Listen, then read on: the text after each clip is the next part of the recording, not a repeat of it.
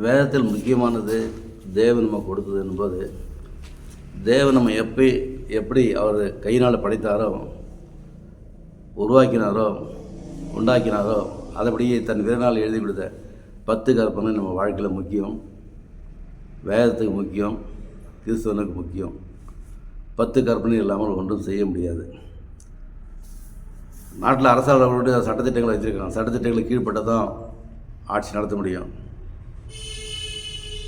ரோட்டில் வண்டி போட்டு போயிட்டே இருக்கும், சிக்னல் விழுந்து போகுதுன்னா அதை மீறி போனால் என்ன ஆகும்? நமக்கு தண்டனை கிடைக்கும். 10 கற்பனை அதே மாதிரி தாங்க. அவர் சொல்ல கற்பனை கீழ்படிடும் போது நமக்கு தண்டனை நிச்சயம் உண்டு. அந்த கற்பனை சொல்லி இப்படி தான் நடக்கணும்னு சொல்லி சொல்கிறாரு. அப்போ ரோட்டில் போகும்போது கூட நம்ம லெஃப்ட் சைடில் போகணும், ரைட் சைடில் போகணும். லெஃப்ட் சைடில் போகிறவங்க எப்படி போகணும், ரைட் சைடில் வரணும், எப்படி வரணும், எந்த பக்கம் வரணும் அப்படிங்கிறது ஒரு ரூல்ஸ் இருக்குது. அதே மாதிரி நீ கற்பனை கை கொள்ளும்போது எல்லாராலையும் கை கொள்ள முடியாது அப்படின்ற சுச்சுவேஷன் இருக்குது. அப்படி இல்லை. கற்பனையின் பொருள் என்னவெனில், மாயமற்ற அன்பிலும் சுத்தத்திலும் பிறக்கும் அன்பே. அந்த சுத்தமான இறுதியம் உள்ளவங்க தான் கற்பனை கைவிட முடியும்.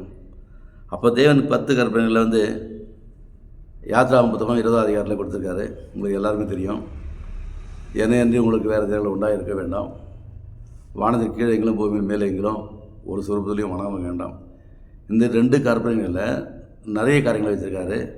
3வது கற்பனை சொல்கிறாரு, தேவனுடைய நாமத்தை விண்ணில் வழங்காதே இருப்பதாக. 4வது கற்பனை ஓய்வு நாளை ஆசிரிப்பாயாக. 5வது கட்டில் உன் தாயும் தகப்பனும் கண்ணம் பண்ணுவாயாக. இப்படி சொல்லிவிட்டு அது மொத்தம் 10 கற்பனை சொல்ல வர்றாரு. இந்த 10 கற்பனைகளில் நீங்களும் நானும் என்ன சொல்வது? ஆண்டவர் மனிதனை படைத்தார். படைச்சிருக்கும்போது இஸ்ரேல் மக்களை வழிநடத்தும் போது மோசே இந்த கடலாம் கொடுத்து இது பண்ணார். உடனே என்ன பண்ணாங்க? அவங்க இஷ்டத்துக்கு திருமணம் 2 திருமணம் 3 திருமணம் முடித்து இது பண்ணாங்க. அப்போ புருஷனானவன் திருமணம் முடித்த உடனே எப்படி இருக்கணுன்றது ஆண்டவர் சட்டத்தில் சொல்கிறார். இது நிமித்தம் புருஷனானவன் தன் தகப்பனின் தாயும் விட்டு தன் மனைவியோடு இசைந்திருப்பான். இன்றைக்கி திருமண காரியத்தை முடிஞ்சிருப்போடு இந்த உலகத்தில் வாழணும் அப்படின்னும் போது தன் தாயும் தகப்பனையும் கனம் பண்ணுவானோ, அது உண்மை தேவை. தாயும் தந்தையும் விட்டு இருக்கும்போது அவர்கள் மீறி எதையும் செய்ய முடியாது. இந்த உலகத்தின் வாழ்க்கையில் தாயும் தந்தையும் தான் நம்ம கடவுள் மாதிரி. ஆனால் நம்ம படைத்த கடவுள் அவர் முதல்ல, 2வது இவங்க சொல்லி கீழ்ப்படினோம். தாயும் தந்தைக்கு கனம் பண்ணுவது கர்த்தருக்கு பிரியமானது. அது இருக்கும்போது திருமண காரியம் முடிஞ்ச உடனே சில பேர் சொல்லுவாங்க, என்னப்பா தனியாக போயிட்டேன் அப்பா அம்மா விட்டு. அது தவறே இல்லை. அதான் சொல்கிறாரு, தாயும் விட்டு தன் மனைவியோடு இசைந்திருப்பான். திருமணம் முடிஞ்ச ஏன் தனியாக போகிறான் போது ஒன்றோட ஒன்று இருக்கும்போது பல பிரச்சனைகள் சஞ்சைகள் வரும். ஆனால் வேற இடத்துல இருந்து வாரம் முறை பார்த்துட்டு பிழகும்போது இவங்க அவங்கள பார்க்கறது, அவங்க இவங்களை பார்க்கறதுக்கும் போது நல்லாவே இருக்கும். அதான சொல்கிறாரு, தின்னுட்டு பிறந்திருப்பான். அவர்கள் இருவரும் ஒரே மாம்சமாக இருப்பார்கள். இவ்விதமாய் அவர்கள் இருவராக இராமல் ஒரே மாம்சமாக இருப்பார்கள் அப்படி சொல்லி ஆண்டவர் சொல்லிட்டார். நம்ம திருமண காரியத்தில் ஒப்பந்தம் அவன் அப்படி தான் எல்லாருக்கும்.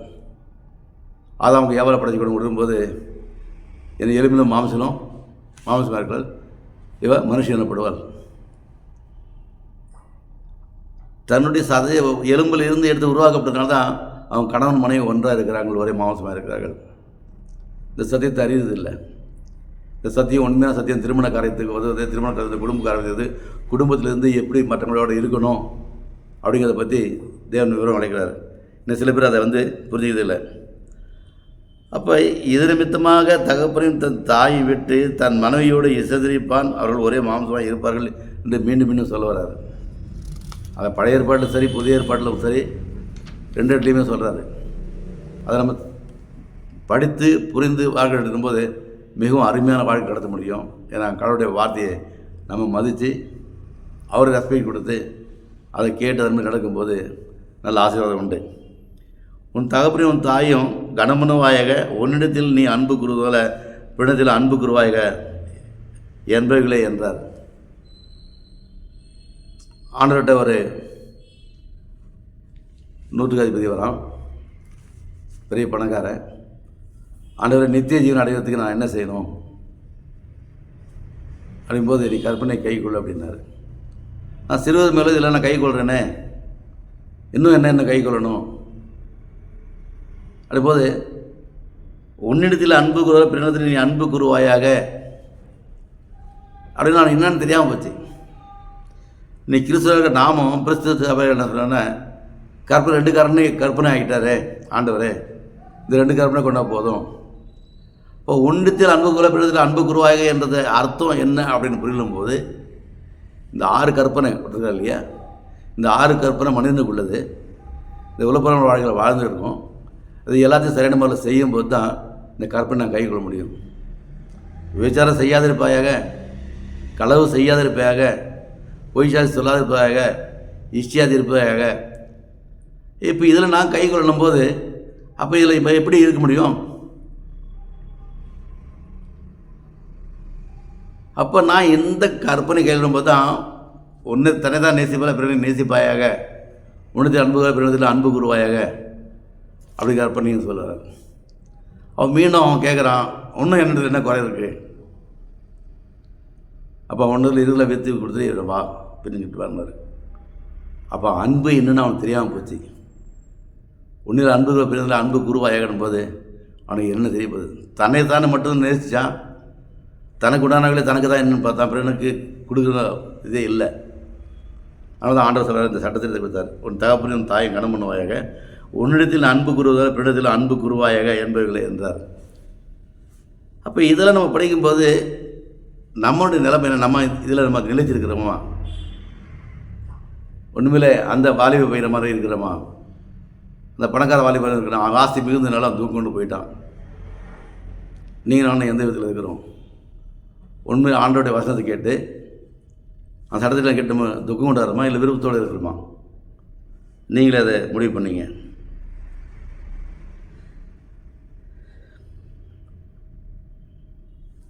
ஸோ அதை ஏன் இதை சொல்ல வரணும்போது,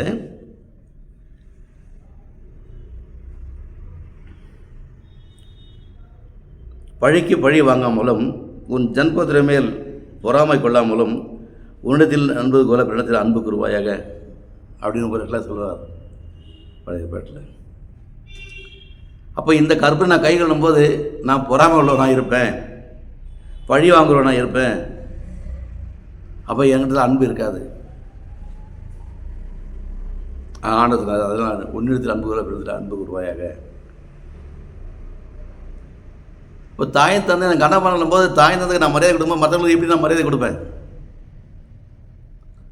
மற்றவங்களுக்கு எப்படி நான் கண்ணா பண்ண முடியும்? அதுதான் ஆண்டவர் மீண்டும் மீண்டும் சொல்ல வராது. என்னங்க சொன்னதே சொல்லிகிட்டு இருக்கீங்க, அவனுக்கு முன்னுமே சொன்னேன், உனக்கு புரிஞ்சில்லை, ஆனால் நான் மறுபடியும் உங்கள்கிட்ட சொல்ல வரேன் அப்படின்னு தான் ஆண்டவர் சொல்கிறாரு. அதான் நம்ம சொன்னது மீண்டும் உங்களுக்கு நினைவுபடுத்த காரியமாக இந்த வார்த்தையில் இருக்கும்போது.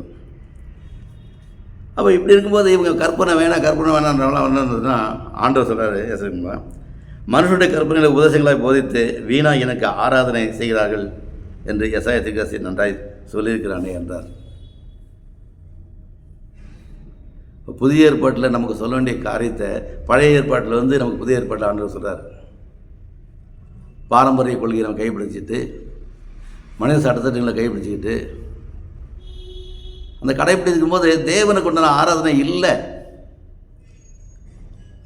அங்கே எதுவுமே இல்லை. இப்போ மீண்டும் பழைய அவங்க சட்டத்திட்டங்கள் என்னவோ அதை தான் யூஸ் பண்ணாலே தவிர, ஆனால் தேவனுடைய கற்பனை கீழ்ப்படியாமல் அவங்க பாரம்பரியத்தை இது பண்ணி மனித உபதேசங்களை போதித்து வீணாக எனக்கு ஆராதனை செய்கிறார்கள். அவங்க செய்கிற ஆராதனை வீணாக இருக்கிறது. பரிசுத்தமாக ஆசரிக்க நினைப்பாயாக அப்படின்னு சொல்லி சட்டத்திட்டங்களை கொடுத்துருக்காரு ஓய்வு. அப்போ நான் முதல் நாள் தான் நான் கொண்டாடுவேன், முதல் நாள் தான் நான் ஆசரிப்பேன் அப்படின்னும்போது எனக்கு பிறந்த நாள் 10ஆம் தேதி நான் பிறந்தது எப்படி கொண்டாட முடியும்? இப்போ உலக வாழ்க்கையிலே நான் செய்ய முடியாது வரும்போது அவர் வைத்த நாளை எப்படி நான் மாற்ற முடியும்?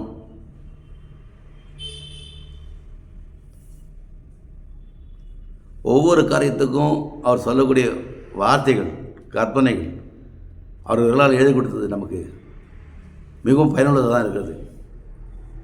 இதை விட்டுட்டு என்னுடைய இஷ்டத்தை செய்யணும்போது அப்போ அவருக்கு உனக்கும் சம்மதம் இல்லை. நோ ரிலேஷன், எந்த விதத்திலும் பங்கு கிடையாது. நீங்களும் நானும் நினைக்கிறோம், நான் நொந்து போயிட்டேன், வேதனையோடு இருக்கிறேன், என் வாழ்க்கை இப்படியே போயிடுமா அப்படின்னு நினைக்கும்போது சில பேர் சொல்லுவாங்க, என் வாழ்க்கை இதோட முடிஞ்சு போச்சு, இவன் இனிமேல் தேர மாட்டான், இவ்வளோ பேரும் வாழ்க்கையில் தான் வாழ்ந்துட்டுருக்கான், சுகபோக வாழ்க்கை வாழ்ந்துட்டுருக்கான், ஆவிக்கிற வாழ்க்கையில் வளர முடியாது அப்படின்னு சொல்கிறாரு. அவர் நியாயத்திற்கு ஜெயம் கிடைக்கிற வரைக்கும் நெருந்த நாணலை முறிக்காமலும் மங்கியிருக்கிற தீயை அணைக்காமலும் இருப்பார். நான் இன்றைக்கி வாழ்க்கையில் என்னால் முன்னேற முடியல, சொல்ல முடியல, செய்ய முடியல, பல காரியங்களை பின்வாங்கி போகிறேன், இருந்தாலும் கூட அவர் என்னுடைய மகன் திரும்பி வருவான்,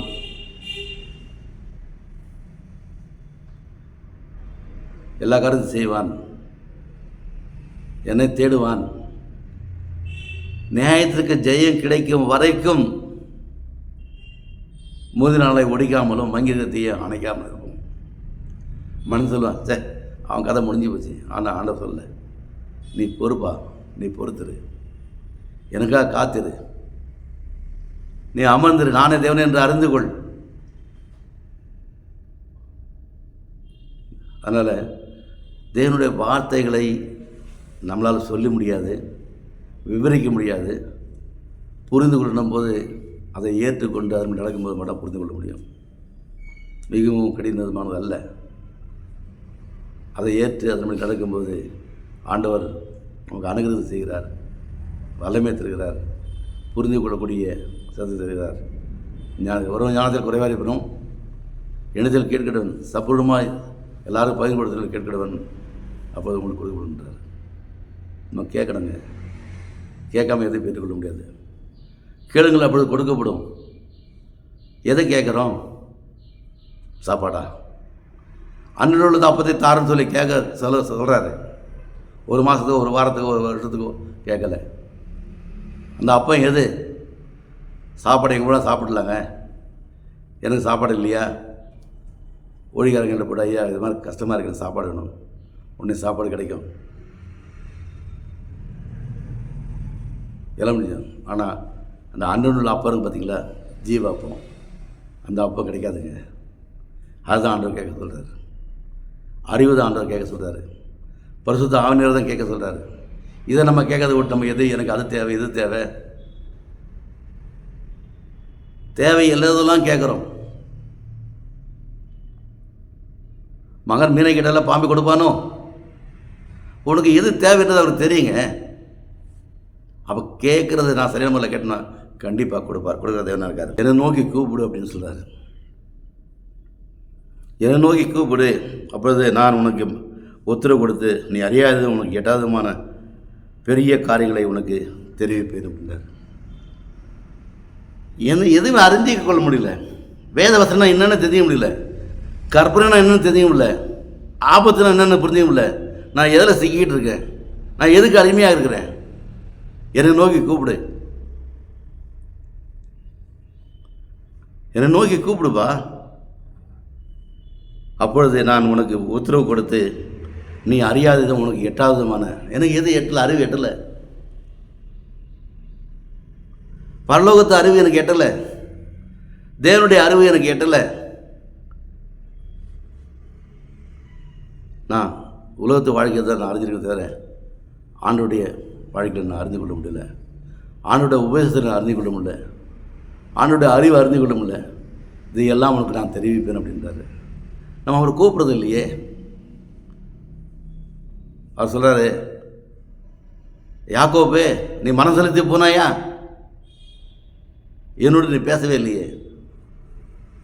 நம்ம ஜெபம் பண்ணுறதுக்கும் ஆண்டோட பேசுகிறதுக்கும் சலிச்சு போயிடும். இன்றைக்கில நாளைக்கு பார்த்துக்கலாம், ஆண்டவர் மன்னிச்சிடுவார். ஆண்டவருக்கு தெரியும் என்னுடைய மனநிலை என்னன்னு சொல்லி. நான் அப்படி தான் போயிட்டுருக்கோம், அப்படி தான் இருக்கிறோம். அது இருக்கக்கூடாதுங்க.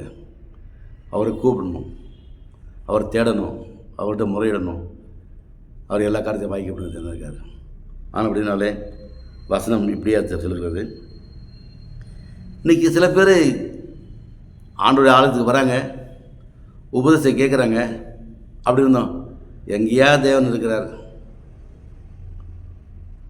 தேவன் இல்லை என்று மதிக்கடன் தன் இருதயத்தில் சொல்லிக் கொள்கிறான். தேவன் இல்லை என்று தன் இதயத்தில் மதிக்கடன் சொல்லிக் கொள்கிறான். அப்போ நீங்களாம் எப்படி இருக்கிறோம்?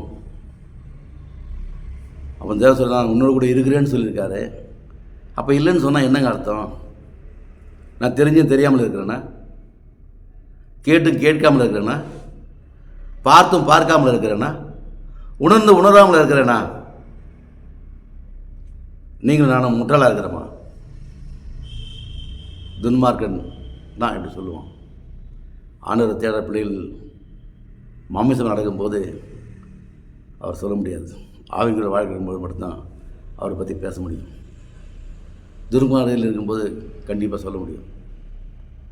அதனால் நீங்களானும் அப்படி சொல்லக்கூடாது அப்படின்னு சொல்கிறாரு. நாங்கள் முட்டாளாக இருக்கக்கூடாது. நமக்கு ஆண்டவர் அறிவு கொடுத்துருக்காரு, ஞானத்தை கொடுத்துருக்காரு. அதுமாதிரி இப்போ இந்த விதமாக இருக்கும்போது நிறைய காரியங்களை நம்ம இன்னும் அதிகமாக சொல்கிறது. சில பேர் எல்லாத்தையும் பார்க்குறாங்க, சத்தி வராங்க. பரலோகம் யார் யார் போவீங்க? எல்லாரும் கை தூக்கிறாங்க. ஆனால் தாவீது சொல்ல வராத சமயத்தில், யார் உங்களுடைய கூடாரத்தில் தங்குவான்? யார் உங்களுடைய பரிசுத்த பருவத்துக்கு வாசம் பண்ணுவான்? யாருங்க போக முடியும்? எப்படிங்க போக முடியும்? கற்பரையின் பொருள் என்ன வேண்டியில் சுத்தமான இதத்தில் நன்மன சாட்சியிலும் மாயமற்ற அன்பிலும் பிறக்கும் அன்பு. மாயமான வாழ்க்கையில் தான் போக முடியாது. சுத்தமான இதயம் தெய்வம். முழு இருதயோடு, முழு பலத்தோடு, முழு ஆத்மாவோடும் தேவத்தில் அன்பு குருவாயாக பரிபூர்ணமாக இருக்கணும். நன்மை செய்யணும்னா இருக்கணும். பரிதானம் வாங்காதவனாக இருக்கணும். நஷ்டம் வந்தாலும் தேவனுடைய காரியங்களை செய்கிறவனாக இருக்கணும். அதுதான் பரலோகம் போக முடியும். இல்லை பரலோகத்துக்கு போக முடியாதுங்க. அதனால தான் யார் உங்களுடைய கூறாத்தில் தங்குவான்? நீங்கள் நானும் அந்த கேள்விக்கு பதில் சொன்னாக்கா, ஆண்டவரை சார்ந்து வாழணும். முடிவு பிரதி நிலைநிற்பவனே ரட்சிக்கப்படுவான். மரண பிரதியும் நிலைநிற்பவனே கிரீடத்தை பெற்றுக்கொள்வான். அப்போ நீங்கள் நானும் விசுவாசத்தில் நிலைச்சிருக்கணும். அப்போ தான் பரலோகம் போக முடியும். ஆண்டவர் இந்த உலகத்தில் இருக்கும்போது உபவாசம் முடிஞ்ச உடனே வந்தார். சாத்தான் உடனே வந்தான். நீ தேவனுடைய குமாரனால் இந்த கல்லுகளை அப்பமாக்கப்படி சொல்லும் அப்படின்னு கேட்டோன்னா நீங்களும் நான் என்ன செய்யிருப்போம்? என்னால் செய்ய முடியாது, நான் கோபத்தில் ஏதாவது இருப்போம். ஆண்டவர் அப்படி பேர் சொல்லிங்க. மனிதன் அப்பத்தினால் மாத்திரமல்ல, தேவனுடைய வாயிலிருந்து புறப்படும் ஒவ்வொரு வார்த்தையினாலும் பிழைப்பான் என்று எழுதியிருக்கிறதே என்றார். வேதத்தை மேற்கோள் காட்டி தான் சொன்னார். தன்னோட சொந்தமாக சொல்லலை. அப்புறம் நீங்களும் நானும் மற்ற நம்ம எதிர்கேள்வி கேட்கும்போது, தடுத்து நிறுத்தும் போது வேத வாக்கியப்படி தான் பதில் சொல்லணும். நம்ம சொந்தமாக எந்த காரியத்தையும் செய்யக்கூடாது. வேதம் இப்படி சொல்லியிருக்கிறதே, வேதத்தில் இப்படி எழுதியிருக்கிறதே, ஆண்டவர் நடைமுறைகளை பற்றி இப்படி எழுதியிருக்காரு, சட்டத்திட்டங்களை வகுத்திருக்கிறாரே, தன்னைத்தான் நேசிப்பதில் பிறகு நேசிப்பாய்ன்னு சொல்லியிருக்காரு, விபச்சாரம் செய்யாதிருப்பாருன்னு சொல்லியிருக்காரு. அப்படின்போது ஒவ்வொரு காரியத்துக்கும் அவர் என்ன சொல்லுவாரோ அவர் விதிமுறைகளை பின்பற்றி நடக்கும்போது நம்மளால் பிழைக்க முடியும். கர்த்தரை தேடுங்கள், அப்போது பிழைப்பீர்கள். அப்படியே வார்த்தையை தேடி வாசினீங்க. இல்லைன்னா ஒன்றுமே செய்ய முடியாது. சாத்தா நம்ம சோதிக்க வரதான் செய்வோம். அதுக்கு அடுத்து பார்க்கும்போது நிறைய காரியங்களை மீண்டும் மீண்டும் உறுதிப்படுத்தும் போது இப்போ எல்லாத்தையும் நம்ம படித்தோம், பார்த்தோம். நம்ம வாழ்க்கையோட என்ன இருக்குது? தீர்க்கதரிசனம் இல்லாத இடத்தில் சீர்கெட்டு போவார்கள். வேதத்தை காத்துக்கொள்வர்களோ பாக்கியவான்களாக இருப்பார்கள். ஆமாங்க, வேதத்தை பாதுகாக்கணுங்க. தீர்க்கதரிசனம் அற்பமாக எண்ணக்கூடாதுங்க. தீர்க்கதரிசனம் நமக்கு வழிகாட்ட இருக்கிறது. அவர் உடம்புடைக்கு நம்ம தாய்க்கொள்வோம். கர்த்தர் இந்த வார்த்தையின்படியே உங்களை ஆசீர்வதிப்பாராக. ஆமென் ஆமென்.